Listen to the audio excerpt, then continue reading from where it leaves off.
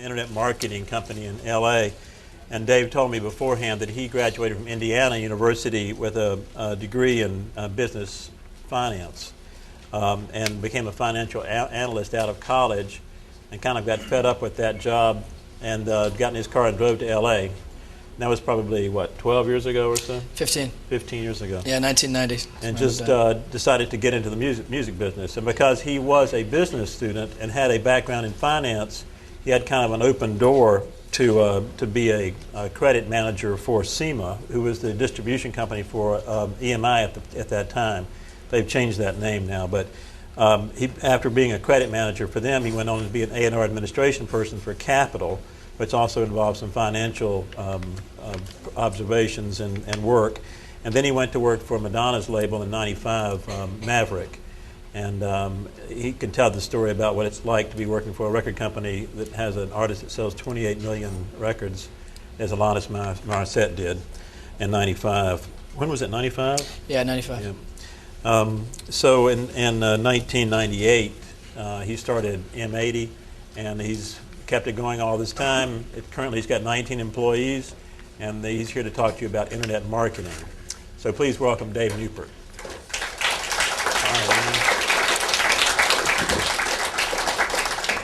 So Dave, tell us a bit how you got into internet marketing. I know you work for new media for some of these companies. How did that come about, and how did it lead you to where you are right now? I initially started when I was at Maverick. I was overseeing A&R administration and production, product management, a number of roles. It was a small label, 7 people when I started in '95. So we needed a liaison between Maverick and Warner Brothers. 6 months into my job, I'd already been dabbling on the internet as a hobby on the side. I started that in like mid-'94, so really early on, just kind of experimenting what was out there, seeing the communities. And while at Maverick, continued kind of watching some of the communities develop online for some of the artists that we had that were mostly underground artists that didn't have radio or video exposure, like the Deftones at the time was one of the main artists we had like that. Went to the head of the company and said, somebody should be watching this, it's a marketplace that's developing. And none of the labels really had a lot of new media initiatives going on yet, so there were some holes there that allowed us to kind of get in early and get some exposure for artists when nobody else was really hitting up some of the outlets. There was only 3 or 4 million people online at the time, but there was still visibility there. AOL had just started really kicking in, so it was about trying to set up promotions primarily at the time. The head of the label said, sure, go ahead. You're still doing your other job, but as long as it doesn't interfere with that, I won't give you any money for it, but figure it out.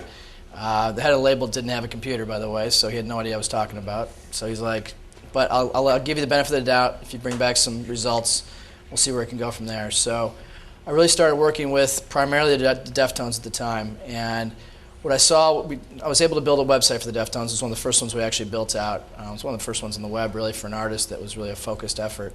And that was artists that had really strong street cred, great street presence, nothing on the radio, nothing on video. So it was really about trying to empower that fan base that was hanging out at the artist website, talking it up in the chat room and the bulletin boards, but not going anywhere else. So the idea was to say, all right, the 400 or 500 people that were at that website all the time hanging out in the bulletin boards, go to other like-minded music communities and go to the Limp Bizkit sites, the other sites at the time that were like-minded music artists, lifestyle communities, whatever it may be, and talk up the band there.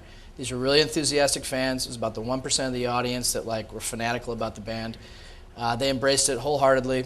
I gave them tools to do it. We'd create some digital assets to get passed around. It was really organic at the time, but it was about them going out, reporting back to me where they had gone, giving me links to sites that they had posted at. The key was to keep the word of mouth authentic and to really push the word of mouth from fan to fan, not from label to fan. It was like, we'll work with the real fans, but let's make an army of marketers out of these fans. It worked, and we started really gaining a lot of traction, getting a lot more traffic to the website from it. Started getting some attention in the label for what was going on there, and after about 6 to 8 months of doing that, the head of the label said, you know what, let's start doing this full time. So I was able to hire somebody else for A&R admin and production and bring in a couple other people on the intern level to help me out with the online stuff as well. So I really started to build out communities for all the artists that we had. One little artist we had that had come out in June of '95 was Lance Morissette, and that was one of the first that I worked as well, just to kind of build up the small fan base that was there just at the beginning. It grew pretty quick. By the end of '96, she had sold 20 million records worldwide and went on to sell 28 million. But that, to be around that and watch that develop from the ground up and really watch the word of mouth on that record blow up was a pretty incredible experience. Over the course of 3 years at Maverick, I was able to do, probably over 100 different music online marketing campaigns. It went from just empowering fan bases of the grassroots fans to also doing a lot of online promotions at the high visibility websites. And by '98, you had some really substantial websites that were making a difference as far as promotional outlets go. You had Yahoo Music, you had Launch, AOL. There was other places that we could bring content to: video streams, audio streams, set up interviews, set up chats. Chats aren't real common anymore, but back then they were. Just any way to create exposure for the artist online in as many different outlets as possible. And also some of the mid-tier sites. You get a lot of more grassroots destinations that were, say, just a rock site that some kid in his garage had set up, but he might have 100,000 unique users a month. So I'd take them a Deftones promotion and give them, a couple CDs to give away, or get some signed photos or whatever that might be. So it was combining the high visibility promotions with also combining the grassroots efforts. And the team of grassroots fans would go out and push the word of mouth about these promotions. So it kind of met in the middle of the way. 3 years into it, nobody was hitting me up on an outside level to provide services for me, coming in and basically trying to sell their service for me to hire out. I was one person in the department with a couple of interns. Most of the new media people at the other labels were also only one, maybe two people per label. And Maverick at the time had maybe 25 artists, but Warner Bros. Was our parent company. They had 120 artists. So the head of new media over there was a friend of mine, and he was totally overworked and had no way to do all the marketing for all the different artists that he wanted to do for it. So I was able to kind of look at the marketplace and say, you know what, there's a hole in the market here. There should be an outside service company providing these services to the labels. So I talked to a few of my friends that were at the labels. They said, absolutely, if you leave, we'll hire you. So I left. I set up M80 in November of '98, and A&M was my first client. I went from A&M to Warner Bros. As my second client, and Interscope, and it grew from there. My challenge was to try and create a line item in the marketing budgets at the time that didn't exist. Marketing budgets were pretty traditional as far as how they were cut down. You had non-traditional marketing like street marketing, you had your video budget, you had your radio promotion budget, you had your retail budget, you had your co-op advertising, all those things. But to actually get somebody to put money down in internet marketing when it really didn't have a tangible result necessarily as far as record sales go was a big challenge. Traditional publicity is the same kind of challenge. Traditional offline publicity, you cannot really track tangible record results as far as sales go typically, but the exposure you're bringing to the artist hopefully is going to bring a lot more eyeballs to the artist, and that does add up to a significant piece of the puzzle as far as your marketing mix goes. About a year into it, after I had 4 or 5 major labels as clients, it became a real traditional piece of the marketing puzzle for a lot of the labels. So we were the first in the game to do that. The first service that we offered up was the grassroots marketing service, and that was really creating online teams. And those online teams of marketers, which was really, we call it fan empowerment. It was empowering the fans to go to work for the artist, to participate in the campaign, to want to be a part of it. And like I said before, about 1% of the fan base typically are those fanatics. You guys might be some of those. It's like the ones that really want to know everything about the artist, want to get as close as they can to the artist, want acknowledgement for the artist that they exist as one of their biggest fans, those types of things. We chose to really get the artist involved early on because typically, especially for developing artists, the online audience these days is one of the first audiences to emerge for a developing artist. So it's get those fans involved, get the artist involved with those fans, doing video shout-outs, whatever it may be, just acknowledging their existence, and it grows from there. It's now been 7 years. We've done over about 1,000 campaigns. We've transitioned quite a bit into other entertainment verticals as well. We're doing a lot of home entertainment, just a lot of DVD marketing. Fox Home Entertainment's become our biggest client, actually. We're doing all the TV shows they've re-released on DVD, Buffy, X-Files, Simpsons, all those shows that come out. It's the same model. It's empowering fan bases of those hardcore shows, and also going to the high visibility websites and creating promotion opportunities for those as well. In the last 3 years of M80, we've developed a lot of proprietary tools that we needed. We used to use Yahoo groups. I don't know, back in the day if you remember that. Basically e-groups, Yahoo groups. That's how we used to coordinate our team efforts. Well, a lot of advertising started really going into the Yahoo groups, pop-up windows and stuff, and it really kind of got in the way of our marketing efforts. So we decided about 3 years ago to build out a suite of tools that we could use to provide the same kind of visibility and organization and management tools for the fans, but also we control the advertising, we control the visibility, and we actually don't even put advertising through it. It's more of our own banners that we'll pump through on behalf of the other artists in the network. So those tools now are in use for about 40 campaigns a month, and it's everything from video games to music campaigns to home entertainment campaigns. So now what we've done is built this network of online team members from different entertainment verticals that we can kind of cross-pollinate for other marketing activities. So if there's a Buffy fan that wants to get involved in a Michelle Branch campaign or something, we're able to cross-pollinate that. We opt in all the team members that come and join teams to participate in future campaigns if they want to. So they're able to, we've had about 200,000 people in that database now, and a lot of them keep regurgitating through the system and want to participate in other campaigns. Some of them are like you guys are music business managers. They want to know more about marketing. So we've got kind of an upper echelon of those 200,000 people that are kind of online interns really and gone beyond just being enthusiastic fans.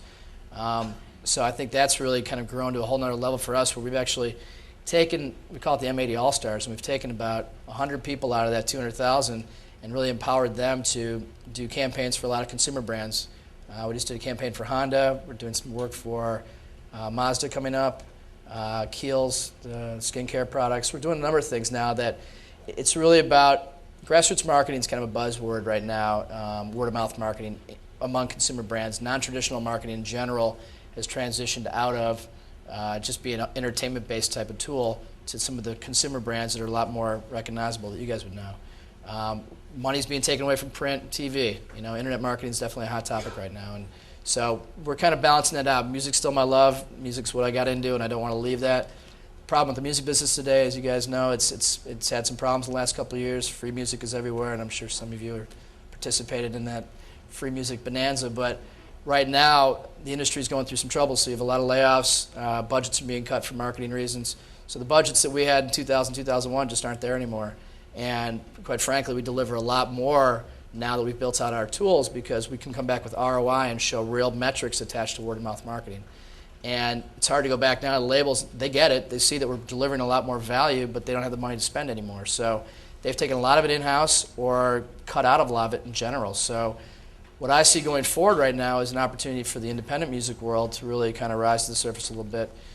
So what we've done recently in the last 6 months is taken the suite of tools that we have and built out a licensing situation for independent labels and independent artists.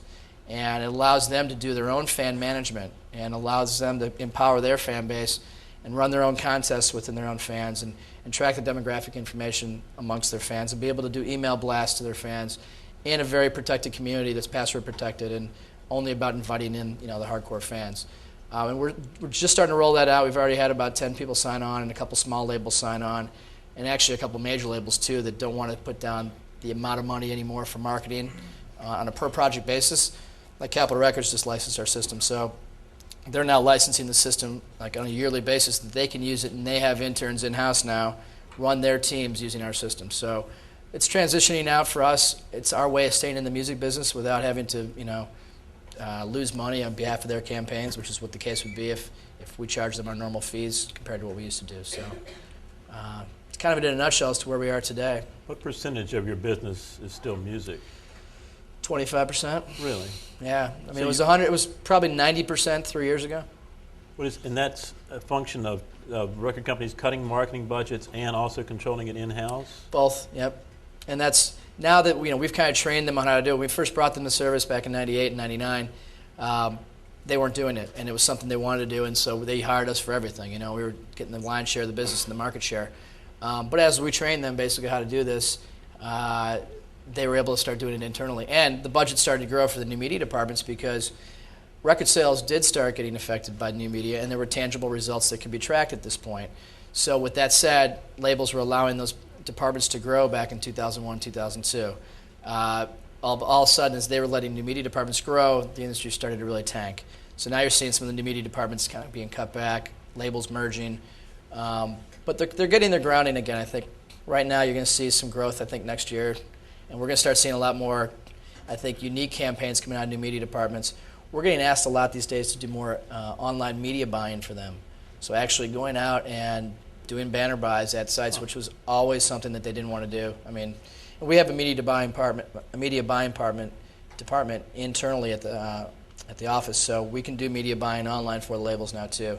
And we'll set up a network of, if you got $10,000 to spend on a media buy, we'll go out and find the right targeted sites to do the media buy at. And it might not necessarily be the AOLs and the Yahoos. It's more like the mid-tier rock sites or the mid-tier lifestyle sites that do make an impact. Buffy, we just did a big media buy at lesbiannation.com. It's 1 million unique users a month. There's a huge lesbian following for Buffy the Vampire Slayer and for the DVD release. So, we were able to go target that audience, lesbiannation.com, which is that's a big site, 1 million people a month. We're excited as hell to have us come to them, do media buys. We're set up promotions with them to do DVD giveaways, interview with Sarah Michelle Gellar, all that kind of stuff. Well, what kind of pitch do you have to make to your clients? Do they tell you specifically what they want, or they just say, we have a budget and we just want some online marketing? It's both. I mean, they know what we do at this point, so it's they'll come and say, okay, we want, we have a Chinese menu of services, we want this, this, and this. For a new client that might come in, a new home entertainment client, they'll say, okay, we got $25,000 to spend, we got $50,000 to spend. You guys carve out a budget for us as to how we can spend that money best. And we'll give them a kind of a variety. It depends, too. Some campaigns really can't have a grassroots marketing campaign. There might not be a big enough online audience to empower a fan base to go to work for the product. So we won't do a full team effort. We'll do media buying, we'll do online publicity and promotions. We might do some community outreach, which we use like the M80 All-Stars or a lot of interns for. And that would be us going straight to webmasters of influential fan sites, getting them involved, get them banners. We're doing a lot of e-card development, so we're building viral tools. I'll show you some examples a little later, but e-cards have become a really powerful, it's like a mini website. I'm sure some of you guys have had them. They get passed around. It's easy to send along to a friend or send to many friends, so the viral effect can kick in if the content of that media player is really compelling. So that's our key, is to kind of consult the client to say, here's what we think you should do. Here's the kind of compelling content from your product that we think we need. Well, when you say grassroots, you always mean online. Yeah, always online. We actually do some offline efforts too, though. Right. We've tried to build out more full-service campaigns with a lot of partners. So we've got a lot of cooperative partners that do other services other than us in non-traditional marketing. So if a client like a Mazda comes to us and says, we want to do a full-service campaign, soup to nuts, non-traditional, we can bring in offline media buying, we can bring in online media buying, we can do offline street marketing, we can do event production. So we've kind of built that around with other companies, and we'll subcontract out to those other companies and become more the producer of big-time campaigns. And that's kind of the future, I think, of where we're going to go. We're also trying to build a lot more music initiatives and tying in branded music initiatives with, say, Mazda. A lot of these brands want to be associated with music, so we're kind of the middleman there. We have a lot of relationships with the labels. So now that we're not getting the labels money as much anymore because it's not there to spend, we're still a valuable resource for the labels because we're starting to work with a lot of brands, and the labels want access to those brands. So it's been a good mix for us recently, and we've kind of transitioned more into that world. Is that the most current development in your business, is branded music? Or what I'd say it's a pretty big, it's a buzz right now for sure. We're getting a lot of calls from a lot of brands wanting to do, if it's just a simple branded CD or branded DVD, we can do those and just get the music license for free, and then get promotions put in place for that, just to make sure we can get all the visibility for that product in the streets. Or it's us creating like an online digital music store. We just found a partner actually that's doing a white label solution digital music store. So anybody, you guys, any major brand can set up their own online digital music store, just like an iTunes, but it's branded for you. So you're not like an affiliate of iTunes, it's actually your brand. So if somebody has a jazz site and they just want to sell jazz music, this white labeled solution allows you to go into their back end and pull out just the music you want in your store. So now we can do real targeted branded music stores for brands like a Mazda. If they want to appeal to a certain demographic, we'll be able to set that up for them. And we just actually pitched them that. So that's amazing. Yeah, and I think there's a lot of exciting things coming up, I think, with brands getting involved in music. George was just saying earlier that there's a label being put together by Toyota. I mean, Toyota's going to have their own record label. And they don't care about making money. It's just more about branding for them. So they want to have the ability to show that they're cool and they're attached to music, and it's a little more sexy for them or whatever. But I think you're going to see a lot more of that. So music is being used to sell a product. It's not music. Yeah, for sure. I mean, it's been going on for a while now. As far as commercials go, you see music placed in commercials. I just saw that during the NCAA tournament, that PlayStation commercial with Franz Ferdinand. Did you see that? I mean, it's those kinds of things are going on now, and you're going to see that kind of go out of that into, I think, a lot of offline activities too, where the brands are already sponsoring tours, but they're going to get a lot more involved in actually making records too. So it's going to be interesting.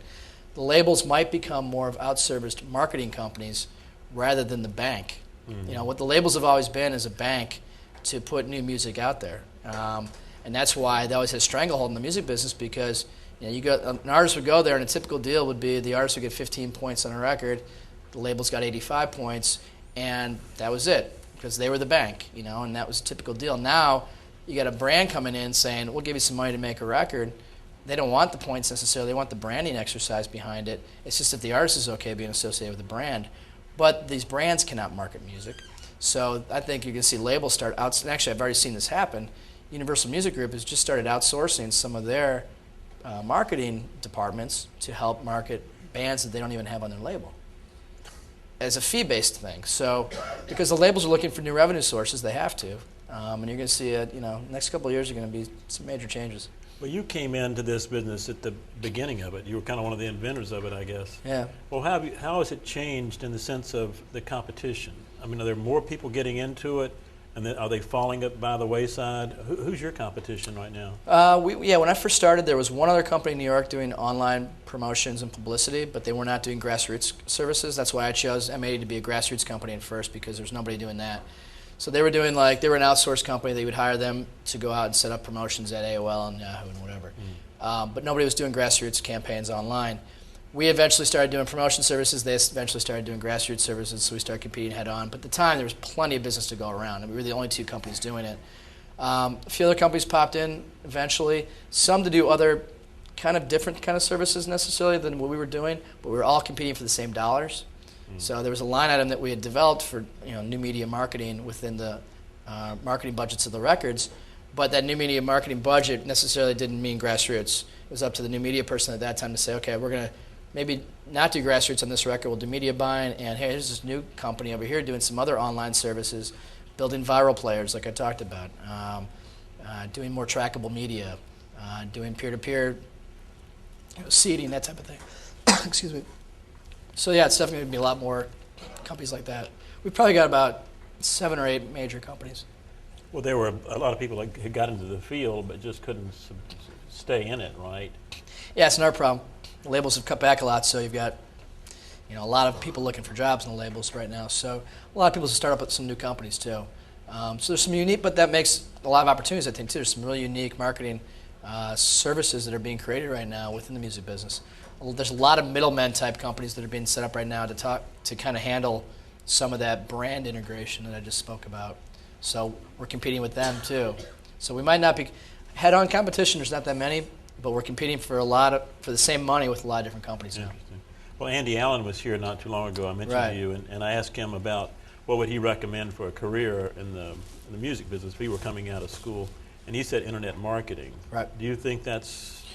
Yeah, I think it's. I mean, like I mentioned before, I think there's a big opportunity for the indie music world going forward, because you're going to see the playing field's been leveled a bit, and it's still not completely leveled because the major labels have all the money and they still hold the keys to radio and they still hold the keys to video for the most part, and that's what sells the most records. But the internet has been a kind of an equaling surface for a lot of the independent labels. So I think, yeah, internet marketing is a great field to go into for the music business right now. And I think a lot of it's going to have to be on like smaller mom and pop levels, but I do believe that you're going to see some companies kind of come out of nowhere with that. If you were starting an internet marketing company today, what would you do first? I would, if I had an idea, I would pursue independent labels because they're not being catered to enough. A company like ours now, we've got 20 employees, we have a lot of overhead, we have a veteran staff, we have a certain amount of, we have a monthly nut that we have to make. And independents can't necessarily pay the service fees that we're getting from home entertainment and video games and some other bigger clients these days. But that means they're not being serviced. So I think there's a real opportunity in creating some services on a more of a mom and pop level to feed to the independent labels. The major label business right now, you're probably not going to get a lot of work out of there as far as internet marketing goes, unless a really great creative concept is put in play. That's the thing. I mean, if you can figure out how to use the internet beyond what we've done at this point, and I think that we're always looking to change and innovating and doing whatever we can, but the internet's a huge open palette, and there's a lot of ways to use it. So any unique tools that can be created that shows how to sell records in a better way, the labels will step in. Can you show us some specifics of how you're doing that these days? I can do that. So it'll turn on the computer here, Ryan.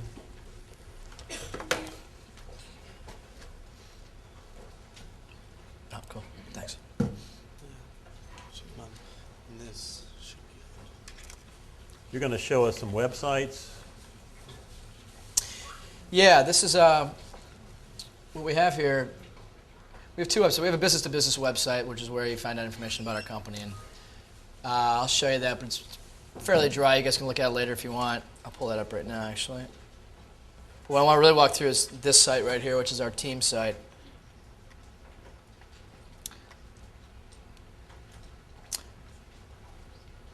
This is our business-to-business site where we have all the information and about what we do service-wise.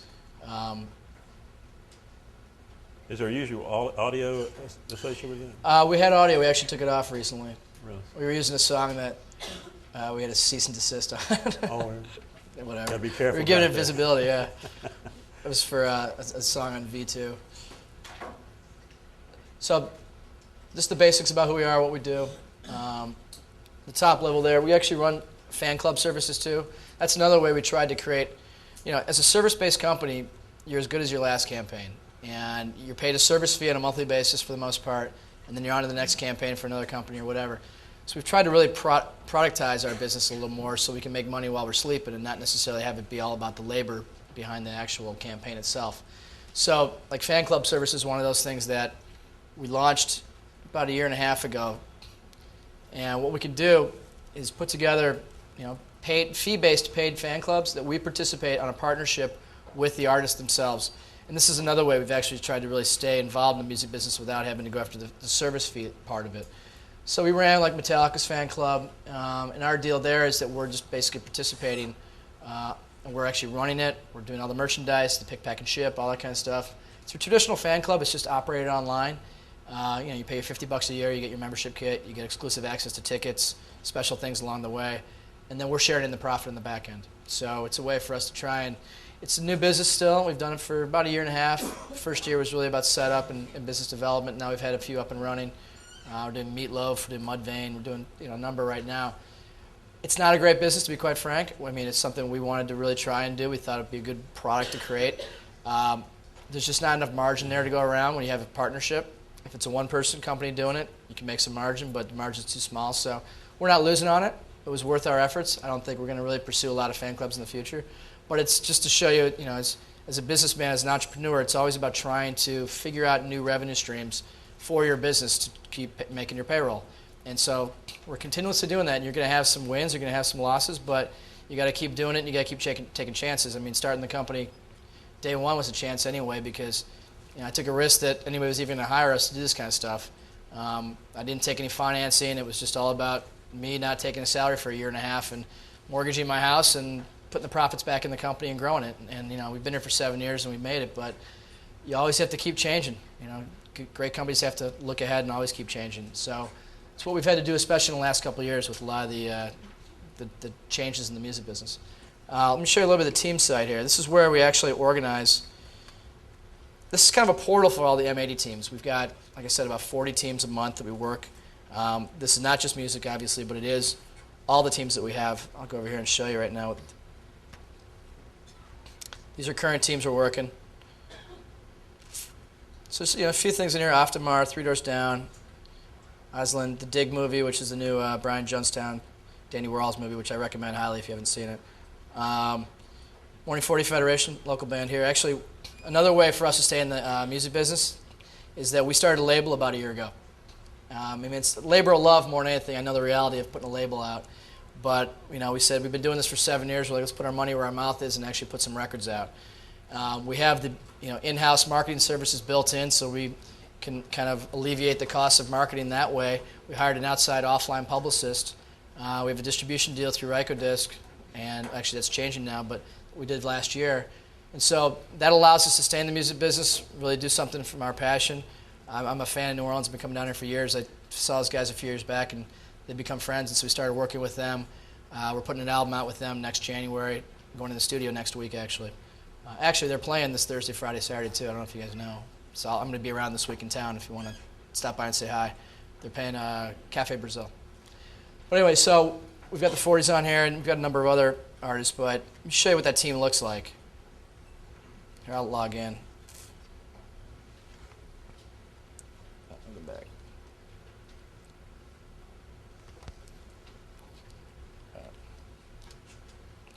Okay.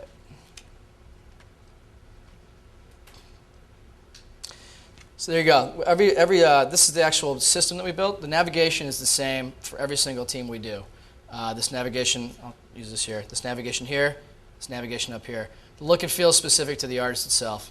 You got a news page, just information about what's going on, the official site, links to that, biography, contact the team leader. Jorge's running that team. And then we've got contest promotions that we do on all the campaigns. We do recruitment contests. We try to get icons out there, posting reviews. We try to get the team members to go out and just post information on the web. Like I said, these are fans too, so it's usually very organic, enthusiastic information that's being put out there. All of these, let me show you the recruitment contest. Description of what to do. This personal URL right here is specific to me as a team member. So when that's basically me as a team member, my job is to go out and place that through chat rooms, bulletin boards, wherever I can get that to try and get people to click on it to get interested about the band. The click-throughs on that link, I get credit for. That's how we can do a contest behind that. So the inspiration is, the team member's going to go out, put that link everywhere. Whoever gets the most clicks wins the contest. Contest prizes could be iPods, could be chances to meet the band, flyaways. We've done a lot of big contests, so there's real incentive behind there. And we generate a lot of click-through visibility. So that's also a way for us to go back to the client and say, here's the ROI on what we've done for your campaign. Word-of-mouth marketing is really hard to put a return on investment on necessarily and to attach metrics to. But this is a way to at least put a couple of metrics to it and show that there's because click-throughs off of a banner ad have value. There's a CPM on a banner ad. So that CPM, we can now extrapolate click-throughs on a contest like this and show that you got 30,000 click-throughs in a month period of time. It would have taken you this many banner ads at Yahoo to get 30,000 click-throughs. I mean, the average click-through rate is 0.25% on Yahoo. Huh. So it's hard to get people to actually click through on a link or click through on a banner. So when it's fan-to-fan interaction, you get pretty high click-through rates. So the CPM, typically, the cost per thousand on a campaign like this is much higher than the CPM on a traditional banner buy. So we're able to go back, and that's how we really show value for our services. Because when we first started, it was like, all right, great, I understand what you're doing, but what are we getting out of this necessarily? I mean, what actually, for our money, what do we bring back? How are we selling records? How are you getting the visibility out there? We could say, well, there's these postings done all over the web, but it's kind of it was kind of an ambiguous thing. They bought into it because traditional street marketing offline, they've been doing for 20 years. It's the same thing. How do you know if there's somebody in New Orleans passing out stickers at a show or postcards or whatever? What does that do for you? You know it's creating impressions and visibility, but how do you measure it? So it's just taking the same kind of mentality, but actually now putting measurement tools behind it. In the back end here too, I'll show you we have a client section here where the clients can come in, and anytime, here's all the campaigns we've done on this system. I mean, there's a lot of campaigns here. Let's look at Deftones here. We had 10,000 members on the Deftones team. This was a year and a half ago. I think that was 2 albums ago for White Pony. And you get the demographic breakdown of all those team members. So this is really, it becomes a CRM initiative, a customer relationship management tool, that's a term that the advertising industry uses for, and you're starting to see a lot of loyalty programs pop up, and it's been going on for a long time, but now they're tools for us to take to brands and say, hey, here's your CRM initiative. You know exactly who your audience is of your hardest core fans of your brand. And like I said, this is usually 1%, but they're also the most vocal consumers of your brand, so they want to give feedback. We do a lot of polling, a lot of surveying. You can see over here there's team polls and team surveys. So we can really get a lot of information about the artist, about the product, whatever we want. As a matter of fact, I think we did some on here about the fan club itself. That was for Lincoln Park. We did a Lincoln Park thing. But here, we can ask information about, there's a video poll. What do you think of the new Deftones video? 1,300 people voted on it. A&R guys can come in and put 5 songs up and say, hey, which song do you think should be the next single? So the hardcore fans can speak up and really have a say in what the single's going to be. So it's a little more scientific. A&R guys don't necessarily like to be scientific because it's more of an ego-driven job because they think they know what the songs are. But this is a tool, though, that is real, and it's real fans. And it might help them. I've seen a lot of wrong singles picked in my day, and it's an art to pick the right single off of an album. You might as well use whatever tools you have, especially from the real fans, to give you a better shot at radio. There's a log jam at radio. 1% of the songs, if that, get on the air. So you want to make sure you pick the right song. So a lot of tools there that we use. It's like an online focus group. It's exactly what it is. Of your hardest core fans. So it's not random at all. But you go back, and if we want to email the 13 to 17-year-old males on this team, this is an exporter that we can actually, if I want to just do it by region, I can do it by any region. If I want to target it by market, I can target it by, say, Los Angeles. I can even do it down to a zip code range. So if we're, say the Deftones are doing an in-store performance at Virgin Megastore on Sunset Strip, we can target just the zip codes in that 50-mile radius to try and get the Deftones fans to come out to that in-store, or help them, have them help us promote that particular in-store appearance. So there's a lot of tools here that, the labels use and they can use. The problem is they don't have the labor anymore to use these tools as much, and so it's kind of a catch-22. There's so much that they can do with this, and a lot of them aren't doing everything they could do with it. And so our job is to try and be the ambassadors and educate them a little more, and us do that and bring the information back to the product managers. But it's always a sell. It's a shock if you see all the information here. You wouldn't think it's a sell, but it's just getting to trickle up to the right marketing people that they're going to use this information. But for an independent artist or for an independent label to have this information at your fingertips, it gives the independent labels a big step up, and it does level the playing field a lot on how to communicate with the fans. Well, did you build this website? I mean, this is a... Yeah, we put a lot of money into it. Yeah. This is, this is PHP programming. We had a developer come in. We used the spec of how we did the marketing for 3 years to build out the system. The system's constantly changing. I mean, we're constantly adding new features to it. We've got a full-time guy running the back end of this thing, and it's going to be here for perpetuity. And we want to keep developing it further. I mean, there's a lot of new tools that are coming out that didn't exist 3 years ago when we actually started developing it. So, but yeah, the initial outlay was big. We needed it though because we saw the industry changing, and we saw that some of the music business was going to go away. So we knew that if we were going to get into more consumer brands, they're going to definitely need ROI tools. And this gave us a great opportunity to go into those consumer brands and sit with advertising agencies and say, hey, here's what you can do from a CRM initiative, a consumer relationship management tool, and it's opened a lot of eyes. And that's how we've gotten some of those consumer brands. So music has helped us get into some bigger brands to make more money, and that helps us stay in music. So it's kind of it works hand in hand. Do you build websites for your clients? We don't. No, we don't do any website development. This is, we've done proprietary tools like this for us. We work with a lot of website developer partners. So if our clients come and they need a website developed, we have a preferred list of partners we'll hand them off to. But you got the regional markets. This is all broken down by the DMAs and how SoundScan breaks down their actual reporting. So you get 707 Deftones fans in the Mid-Atlantic market for SoundScan. So there again, we can just email. If I click on that, we can go ahead and just email those people directly and export the data we want to. And actually, I didn't even show this, but these fields. If I just want to get the last name and the SMS and date of birth or instant messenger, whatever, I can just pull those, extract those fields out, and it gets dumped into an Excel spreadsheet, and then we can just dump that right into an Outlook. We've got international breakdown. I mean, typically about 20% of all the online teams that we do are international. Really? Yep. Look at the breakdown here. And this helps for the labels to have all their different information. 3,000 out of 10,000 team members, 3,700 international. That's amazing. Well, how do you purge these lists? How do you keep lists updated? We opt out people all the time. We send out newsletters constantly to the teams. They'll get 2 newsletters a week. So the team director's communicating with the teams one to many, twice a week, and saying out newsletters, just new information, new contests that are going up, whatever it may be. That opportunity gives the team member a chance to pull out too if they want to. If they don't want to participate, they can fall out. It doesn't happen very often. Most of the team members stay on because they're on it. We also have a big database now of all the past team members. It's about 200,000 right now, and we'll send out mass mailings to them showing all right, here's our 6 featured teams this week to the M80 All list, and that M80 All list will get information about other teams that we're working, giving them the opportunity to participate on other campaigns too. So that's how we can kind of keep the list growing, and we also keep it very clean by doing it that way.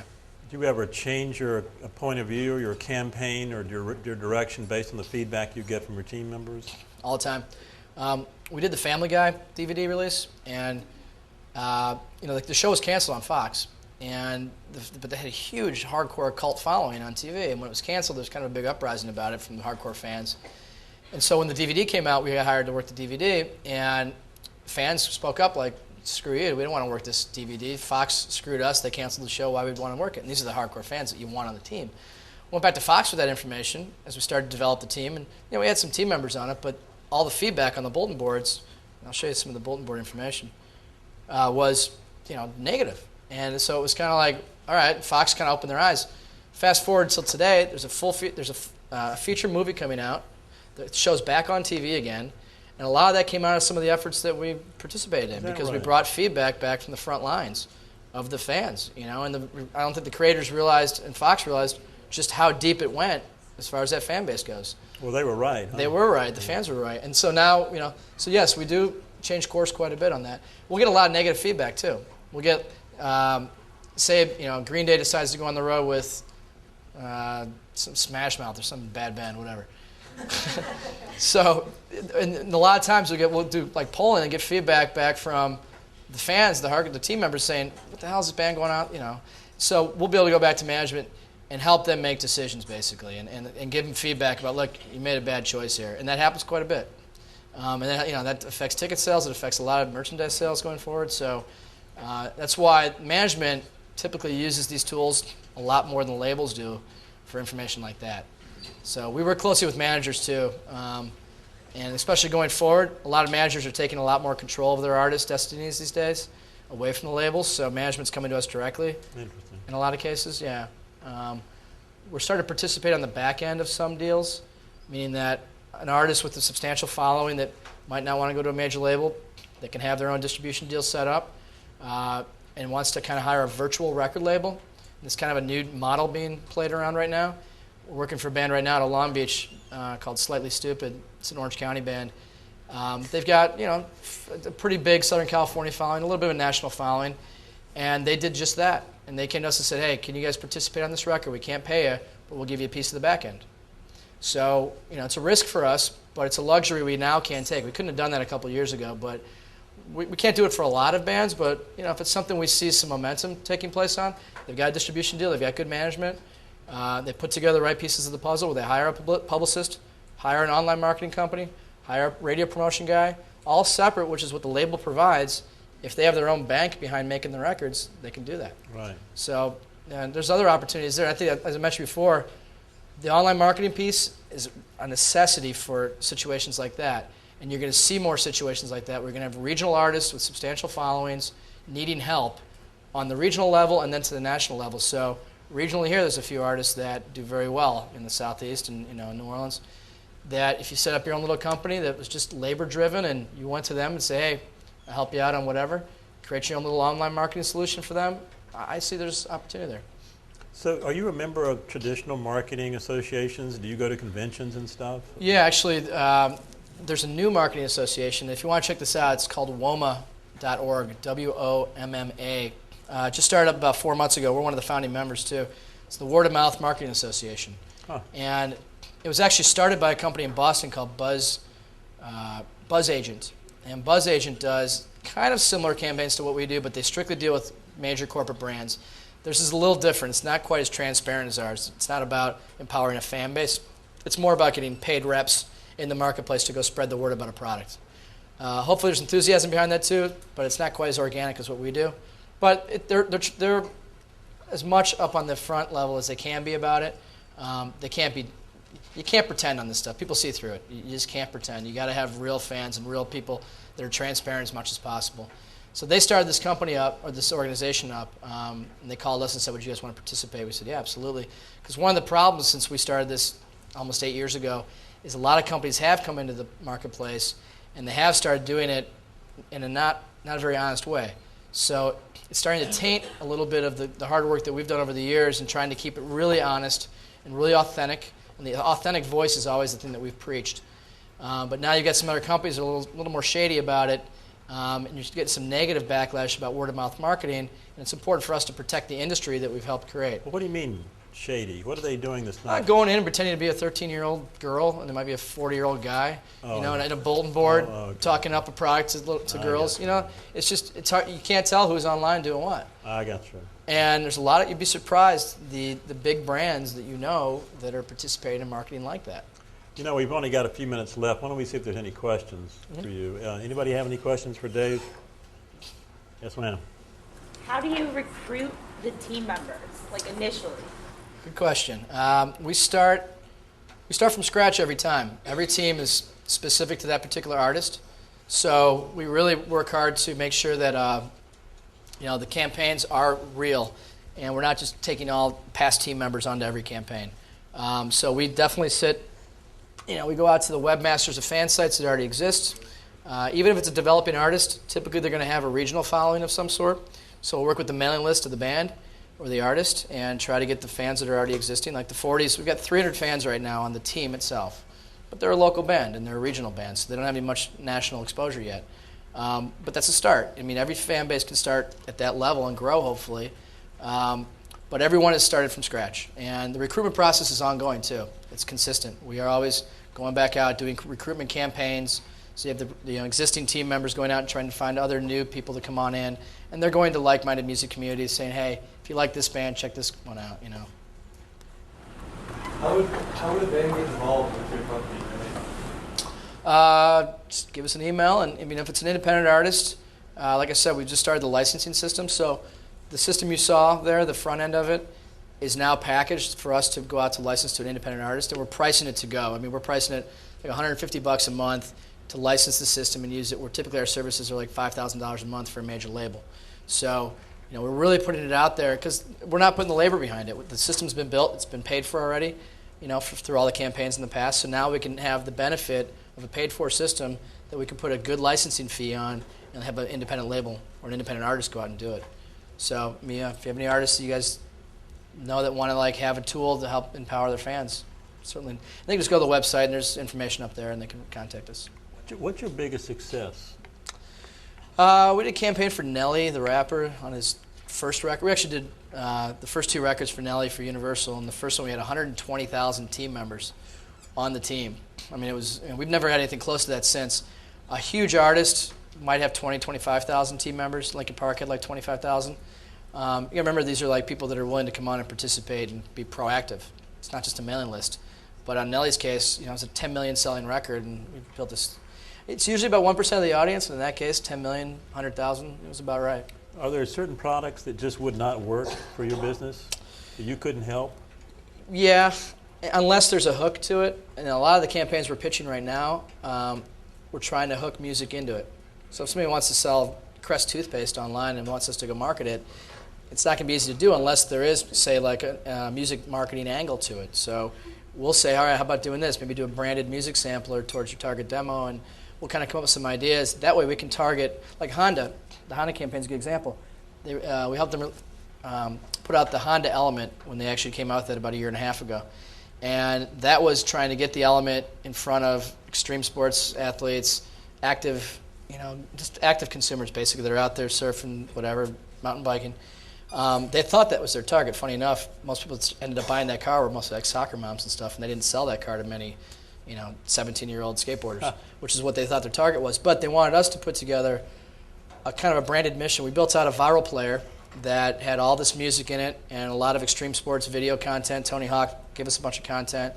We got some new developing artists because they wanted to be attached to new music at the time. It was like the Donnas and the Music and some artists that didn't have much exposure yet, but it was about the labels were happy because they got exposure via a high visibility brand. The brand paid for the campaign, but we went out and marketed the artist. We didn't market the brand. So we went out into Donna's chat rooms and websites and places that already had people congregating, talking about, hey, check out this. It's a little more of a soft sell. Say you want to see some cool Donna's content, you want to hear a new Donna's song, you want to see a new Donna's video, and it would go to this Honda Element branded digital music player. Interesting. So that way it's kind of, working together with the brand. Anybody else? Any other questions for Dave? You take interns? Yeah, we do. Actually, we've got a summer internship program, so if anybody's coming to LA this summer, look me up. We also have a lot of online interns too. I mentioned the M80 All-Stars, and that's kind of what that's become.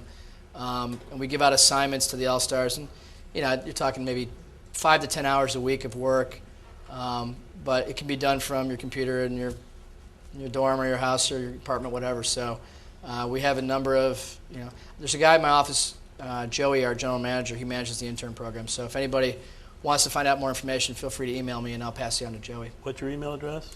It's Neup, it's Neup, at m80im.com. Well, this is very informative. Thanks very much for being here today. My pleasure. Give me a big hand.